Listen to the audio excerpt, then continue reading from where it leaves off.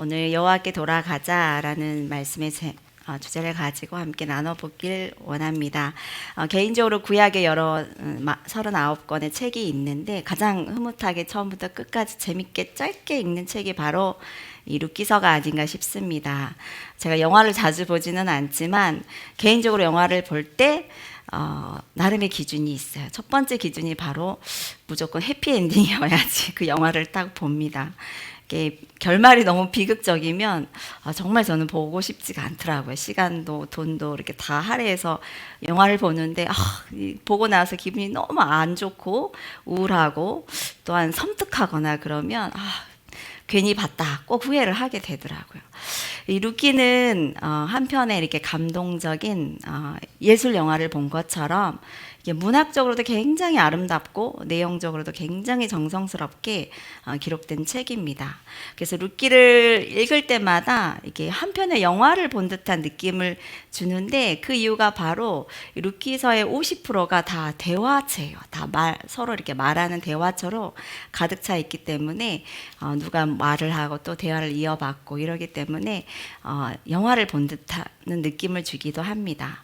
연극이나 영화 이렇게 대본처럼 루키서를 딱 읽으면 배경이 딱 그려지고 눈앞에 그려지고 주인공이 나오고 또한 조연급 등장인물도 나오고 엑스트라도 또 나오고 계속 서로 이렇게 대화를 주고받지요. 그리고 이야기 속도가 굉장히 빠릅니다. 진행이 굉장히 빠르고 또한 내용 가운데 이렇게 애틋한 로맨스도 있기 때문에 그리고 그 무엇보다도 이건 지어낸 이야기가 아니라 실제 역사상의 그리고 다윗 왕의 바로 윗 선조들의 신앙을 그려낸 책이기 때문에 그 비중을 보아도 굉장히 무겁고 아주 중요한 책이기도 하지요. 그러기 때문에 개인적으로 읽기는 참 재밌고 또 감동적이고 또한 마무리까지 굉장히 아름답습니다. 그리고 짧아서 좋지요. 설교가 짧아야 될 텐데. 자, 루키가 이렇게 모든 사람들의 저뿐만 아니라 많은 사람의 사랑을 받는데 모두 루키서를 이렇게 좋아하고 또한 룻을 사랑하는 이유는 이 한 연약한 여인이 그것도 이방 여자가 남편을 잃었는데 그 젊은 과부의 그 헌신된 삶을 담고 있기 때문에 많은 여성들이 특히 시어머니들이 좋아하는 책이 아닐까 생각해 봅니다. 객관적으로 따지자면 이 책의 주인공은 사실 나오미죠. 시어머니 나오미죠. 처음부터 끝까지 쭉 나온 인물은 사실 나오미이고, 근데 이 나오미가 이 한 여자가 엘리멜렉의 부인이고 처음에 잘 살다가 굉장히 비극적으로 되고 나중에는 결국 행복해진다라는 이런 내용인데 조연급으로 중간에 등장하였던 이 나오미라는 여자의 중간에 등장하였던 이 룻이라는 이 며느리 때문에 시어머니 나오미의 비극적인 인생이 굉장히 행복하게 마무리되는 그런 이야기지요. 즉 주연과 사실 조연이 바뀌게 됩니다. 사실 이 책은 어떻게 보면 이스라엘의 한 여인인 나오미서가 되어야 됐는데 룻기서가 된 것입니다. 왜냐하면 하나님의 시각으로 봤을 때는 이 가정의 최종적인 이 주연은 바로 룻이기 때문입니다. 나오미는 유다 지파의 한 아내로 두 아들까지 낳으면서 이 믿음의 가문을 이어가고 있었어요. 하지만 반면에 룻은 이방 여인입니다. 특히 룻의 앞에 항상 따라다니는 수식어가 바로 모압 여인이라는 것입니다. 모압은 어떤 자손일까요? 오늘 오전에 담임 목사님께서 설교하셨듯이 아브라함의 조카 롯이 하나님께서 소돔성을 멸하실 때에 불과 유황으로 벌하실 때 그곳에 나와서 동굴에서 이제 생활하게 되는데 그 롯의 두 딸이 후사를 얻겠다고 아버지에게 술을 마시게 하고 낳았던 그 자손이 첫째가 모압이고 둘째가 암몬입니다. 혈통으로 따지자면 굉장히 아브라함과 가까운 친척벌 되지만 그들의 영적 상태를 따지자면 저는 개인적으로는 소돔성의 후예들이다라고 생각하고 싶습니다. 왜냐하면 두 자매가 술을 먹여서 아버지를 통해서 자손을 낳아도 괜찮다는 이 의견에 두 자매가 서로 전혀 망설임도 없고 바로 동의하고 즉각 시행을 하죠. 마치 소돔 사람처럼 성적으로 가정적으로 그거에 대한 경계선이 아무것도 없습니다. 모압 자손은 이 음란한 우상 숭배를 굉장히 유명한데 그들이 대표적으로 믿었던 신이 금오스 신이에요. 금오스는 그 암몬이 믿었던 몰렉과 금오스는 유아를 인신 제사 드리는 그 신으로 굉장히 유명해요. 아이들을 산채로 그 신들에게 제사를 드리지요. 그래서 금오스 사람들이라고 이렇게 부르죠. 굉장히 음란하고 음탄하고 잔혹하고 포악해요. 그리고 농경의 신, 바알볼의 신을 섬겼던 사람들이 이 모압 사람들입니다. 그리고 출애굽하자마자 이스라엘 사람들이 광야에 있을 때 이 모압의 왕 발락이 선지자 발람을 통해서 저주하고자 하죠. 이스라엘 자손들을. 하지만 그 하나님께서 경고하셔서 저주가 아닌 축복을 하게 되고, 또 이 모압은 여기서 그치지 않고 이 발람을 통한 저주가 이게 성공하지 못하자 또 다른 방법으로 이스라엘 남자들을 타락시키기 위해서 이 광야 시딤에 있을 때에 모압 여인들이, 모압 여인인 거예요. 룻이 모압의 여인이었는데 모압 여인들이 작정을 하고 이스라엘 남자들을 유혹해서 우상 제물을 먹게 하고 우상에게 절하게 하고 바알볼에게 가담하는 행음을 저질렀다라고 민수기 25장에 이렇게 기록하고 있어요. 이토록 이스라엘 백성을 영적으로 괴롭히니까 하나님께서 가나안 땅에 들어갔을 때에 이방 여인들과 통혼을 금하신 거예요. 즉 그들이 싫어서가 아니라 이스라엘 백성들이 너무나도 쉽게 하나님을 떠나 이방신을 섬기기 때문에, 이방신을 섬긴다는 것은 제1계명, 2계명의 10계명을 어기는 것이고 곧 3계명, 4계명까지 직간접적으로 어기는 것이기 때문에, 즉 하나님과의 이 언약이 파기되는 것이죠. 그렇기 때문에 신명기 23장 3절에도 이렇게 경고합니다. 암몬 사람과 모압 사람은 여호와의 총에 들어오지 못하리니 그들에게 속한 자는 10대뿐만 아니라 영원히 여호와의 총에 들어오지 못하리라.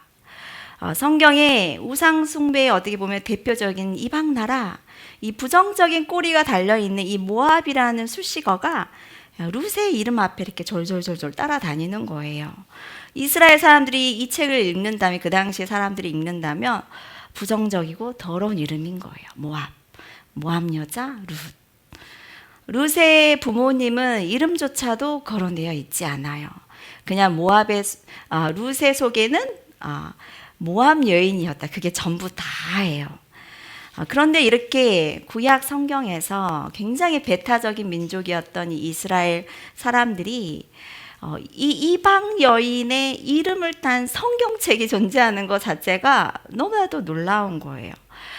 여인의 이름을 딴 책이 또 한 권 있죠. 그게 뭘까요?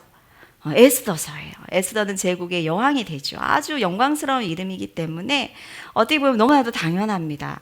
근데 이 룻이 이방 여인의 이름을 딴 여자의 이름을 딴 성경책에 한 권이 있다는 것 자체가 굉장히 놀라운 것입니다. 왜일까요? 하나님께서 이 이방 여인을 칭송하고 그녀의 삶을 높여주시기 때문입니다. 후대 이스라엘의 여인들에게 어떻게 보면 외치고 있는 거예요. 야, 너희들이 부정하다고 손가락질하는 이 모압 여자 룻의 삶을 한번 살펴보아라. 너희들이 이 여인의 삶을 보고 제발 좀 배워라. 왜요? 이 룻은 이방신을 버리고 여호와 하나님께로 돌아온 대표적인 이방 여인이었기 때문이죠. 이 당시에 모든 사사기의 사람들은 다 여호와 하나님을 버리고 이방신에게 나아갔는데 이 룻은 자신의 이방신을 버리고 여호와 하나님께로 가기로 작정하였던 여인이기 때문입니다. 룻기 1장은 시대적인 상황을 아주 잘 묘사하고 있습니다. 우리 1절을 다시 한번 읽어볼까요? 1절 시작. 사사들이 치리하던 때에 그 땅에 흉년이 드니라. 유다 베들레헴의 한 사람이 그의 아내와 두 아들을 데리고 모압 지방에 가서 거류하였는데, 룻기서는 사사들이 치리하던 때다라고 딱 못 박죠. 사사시대로 우리가 쏙 들어가야 되는 거예요. 사사시대가 끝나고 룻기다라고 생각하면 이제 배경이 딱 달라지죠. 바로 사사시대로 아주 깊이 들어가야 되는데, 이 사사시대의 가장 유명한 말씀, 목사님이 항상 강조하셨던, 바로 한 장만 넘기면 사사기 마지막 절이 나오죠. 같이 한번 읽어볼까요? 마지막 절 시작. 그때 이스라엘에 왕이 없으므로 사람이 각기 자기의 소견에 오른 대로 행하였더라. 이 시대인 거예요. 이스라엘에 왕이 없어서 사사기에 이렇게 이스라엘 백성이 타락하였다, 이렇게 결론을 내렸다면 그 다음에 이어지는 이 룻기서를 통해서 어쩌면 이스라엘의 정치적 왕이 세워지겠네 라고 독자들은 조금은 암시를 할 수 있고, 실제적으로 왕이 세워지는 사무엘상에 들어가기 전에 이미 사람들은 사울 왕이 아니라 진짜 왕은 다윗의 계보를 통해서 이루어지겠구나라고 짐작할 수 있는 책이 바로 룻기입니다. 왜냐하면 룻기 끝이 다윗으로 끝나기 때문입니다. 룻기 끝절을 한번 읽어볼까요?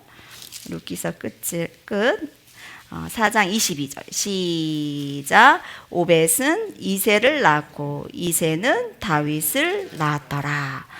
다윗이 진짜 왕이구나 라고 룻기서를 통해 이미 사무엘을 읽기도 전에 독자들은 조금씩 이게 캐치를 할 수 있는 거예요. 룻이 살았던 사사시대의 사람들, 정복전쟁이 끝나고 땅을 분배받고 여호수아가 이제 죽고 나자마자 후손들은 여호와 하나님을 버리지요. 이방신들을 바로 모십니다.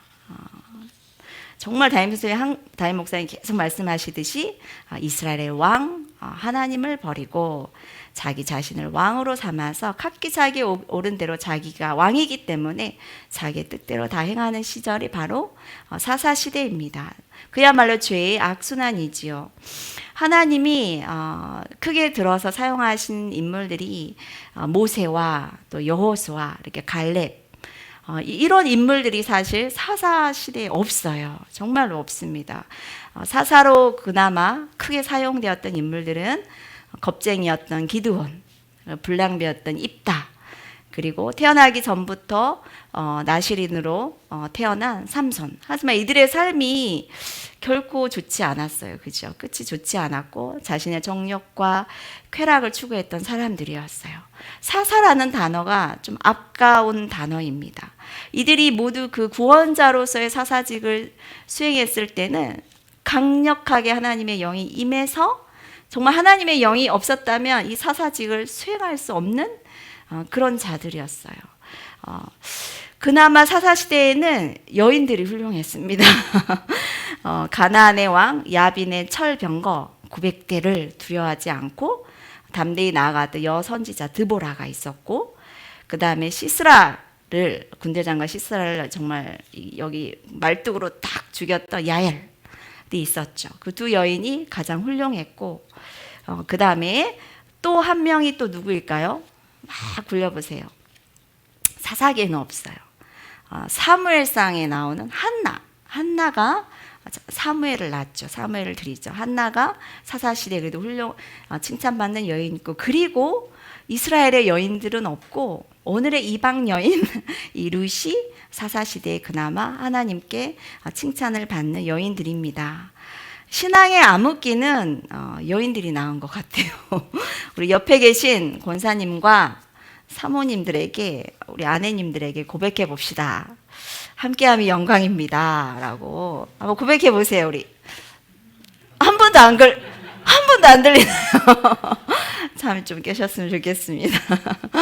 이렇게 사사가 치레하던 때에 영적 암흑기에 흉년이 들었다는 거예요. 즉 흉년이 들었다는 것은 징벌의 의미가 굉장히 큽니다. 왜요? 이미 신명기 28장에 너희들이 약속의 땅에 들어가면 이런 일이 있으면 너희들이 벌 받는 거 이미 다 경고를 하셨어요. 이미 그리고 약속의 땅에 들어온 상태이거든요. 첫째로 전쟁을 통해서, 사사기에 그냥 나와 있죠. 두 번째로 질병과 전염병을 통해서, 또한 세 번째로 흉년, 기근을 통해서 딱 이 세 가지로 딱 거의 결론이 딱 납니다. 그런데 베들레헴에 이 흉년이 들었어요. 이 사사 시대에. 근데 이 표현 자체가 이스라엘 사람들에게는 굉장히 재미있는 표현이에요. 왜요? 베들레헴 자체는 빵집이라는 뜻인데 빵집에 빵이 없었다라는 이렇게 재미있는 표현인 거예요. 근데 슬픈 표현이죠. 왜요? 이거는 위기이기도 하고 하나님의 심판이기도 합니다. 흉년은 하나님의 심판이 굉장히 명백합니다. 성경에서 신명기 28장에 모세가 죽기 전에 마지막 설교를 이스라엘 자손들에게 하는데 너희들에게 축복의 길과 저주의 길이 있다. 축복의 길은 이러이러하고 저주의 길은 이러이러하다. 너희들이 만일 너희 하나님 여호와의 말씀을 순종하지 아니하고 명령과 규례를 지키지 아니하면 저주가 너에게 임할 건데 어떤 저주냐? 종자를 들여 뿌릴지라도 메뚜기가 먹고 포도원을 심고 가꿀지라도 벌레가 먹고 포도를 따지 못하고 포도주를 마시지 못하고 감람나무가 있을지라도 그 열매가 떨어져서 그 기름을 너희 몸에 바르지 못하고 너의 나무와 토지의 모든 소산을 메뚜기가 먹어버리고 너희들은 줄이게 되고 목마르게 되고 헐벗을 것이고 부족할 것이다 라고 너무나도 명백하게 이 신명기 28장은 기록하고 있는 거예요.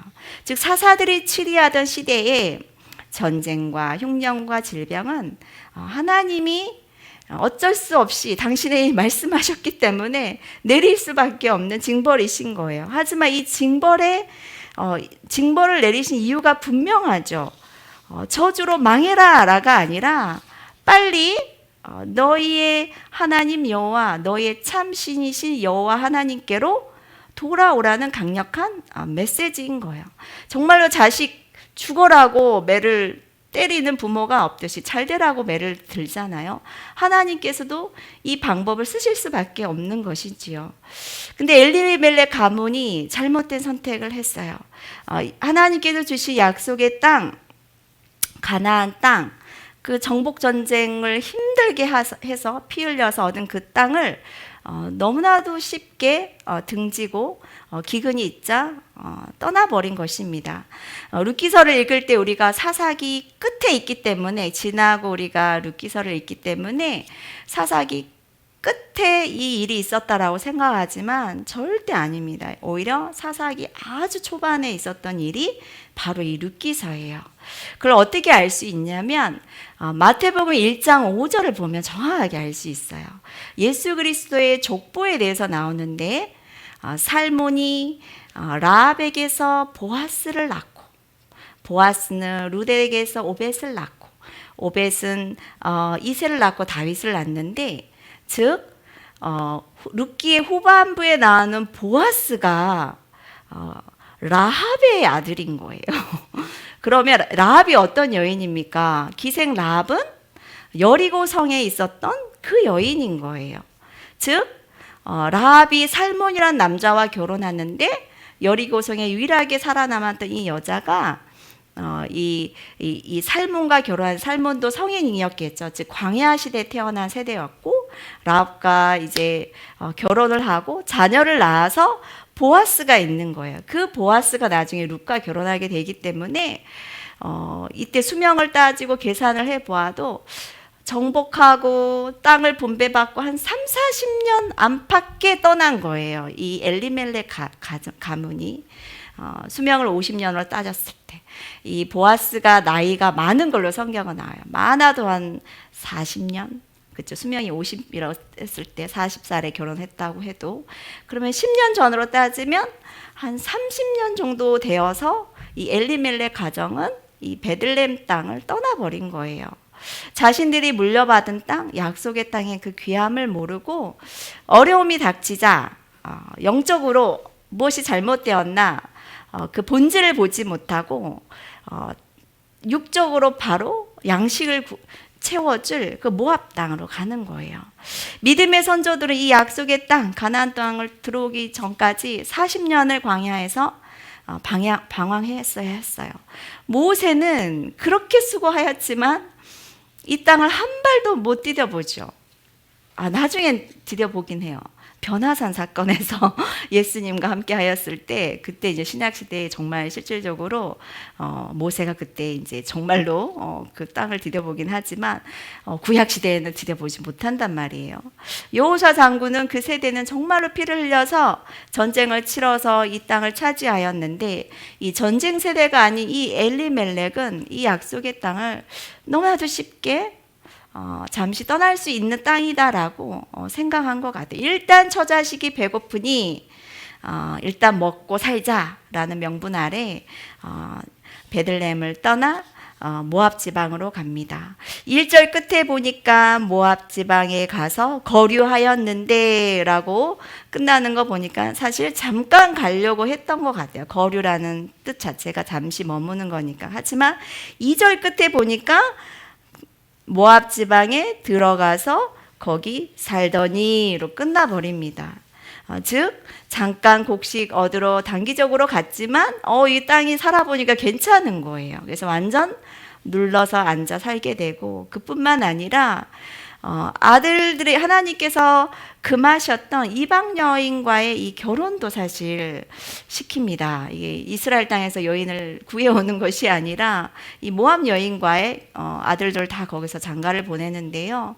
아브라함도 이삭도 약속의 땅 가나안 땅을 떠나서 기근이 생겼을 때에 애굽으로 내려간 사건들이 여러 번, 3번이나 나오는데, 약속의 땅을 뒤로 하자 하나님은 정말 기뻐하지 않으셨고 막대기로 탁탁 쳐가지고 다시 올려보내지요. 엘리멜렉도 이런 사인을 주지 않았을까 저는 생각해 봅니다. 왜냐하면 3절, 4절, 5절로 이어지는 이 구절들이 굉장히 슬픈 이야기인데 굉장히 냉정하게 기록을 하고 있습니다. 이 저자가 엘리멜렉의 죽음도 큰 슬프다는 표현도 없이 그냥 기록하고 있고, 두 아들의 결혼도 아주 냉정하게, 그리고 또 그 두 아들들이, 젊은 아들들이 자손을 낳지 못해요. 그것도 있고, 또한 두 아들이 또 죽어버려요. 자손을 놓지 못하고. 그리고 이렇게 10년의 세월이 딱 흘러가 버리는 거예요.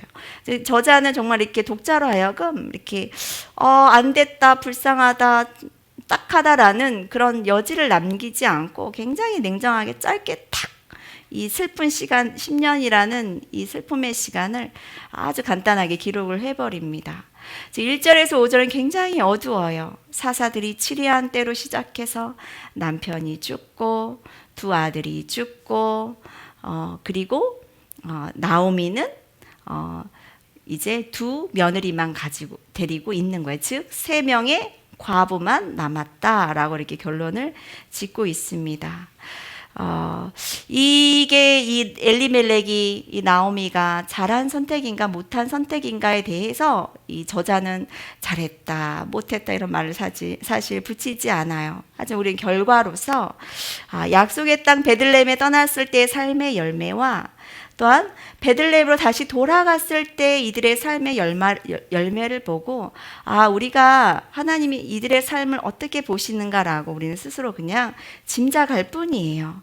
1절에서 5절까지는 없어지고 비어지고 부족하고 떠나고 죽고 상실의 삶을, 공허한 삶을, 부족한 삶을 그렸다면 6절부터는 일어나 돌아오자 라는 이 표현이 있자마자 이 장면이 흑백에서 칼라로 조금씩 환해지고 밝아지고 이랬던 것들이 또 이 기점을 중심으로 해서 차근차근 채워지고 풍성해지는 것을 우리는 알 수 있습니다.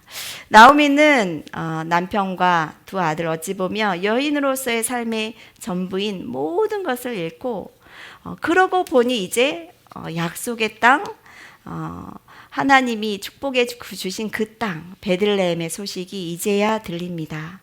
땅만을 보고 육적인 것을 보고 살았더니 결과는 상실이었어요.